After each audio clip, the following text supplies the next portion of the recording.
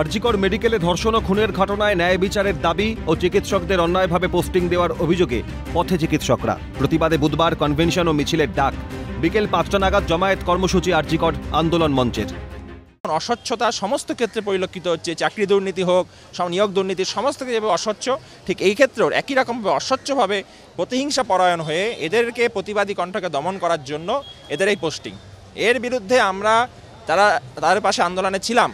আমাদের নৈতিক কর্তব্য তাদের পাশে দাঁড়ানো। তারা যেমন আইনি লড়াই লড়ছে, সেই সঙ্গে আমরা একটা অফলাইন একটা সভা আয়োজন করেছি, প্রতিবাদী সভা আরজিকর মেডিকেল কলেজের মঞ্চে।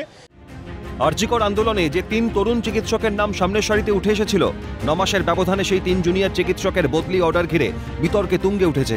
দ্বিতীয় বর্ষের সিনিয়র রেসিডেন্টদের পোস্টিং অর্ডার সামনে আসতেই প্রতিবাদে সরব হন দেবাশিস হালদার, অনিকেত মাহাতো ও আশফাকুল্লা নাইয়ারা।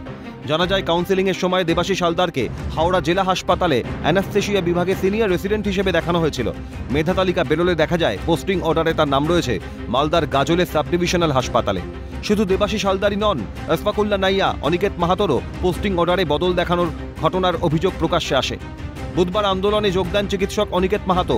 সভায় উপস্থিত হয়ে বক্তব্য রাখেন শিক্ষক আন্দোলনের নেতা মেহবুব মণ্ডল।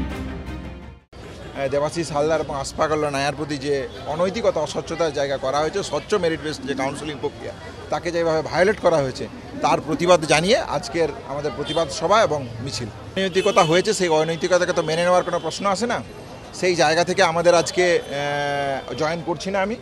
যে ন্যারেটিভ বা স্বাভাবিক যে একটা বার্তা নিয়ে আসার চেষ্টা করছে যে আমরা গ্রামে যেতে চাই না বা সাধারণ মানুষের চিকিৎসা করতে চাই না, তাহলে আমরা বারবার যে কথাটা বলেছি যে গ্রামে গঞ্জে পশ্চিমবাংলার যে কোনো প্রান্তে যেতে আমাদের বিন্দুমাত্র কোনো সমস্যা নেই, সেই জায়গা থেকে তারা জয়েন করেছে।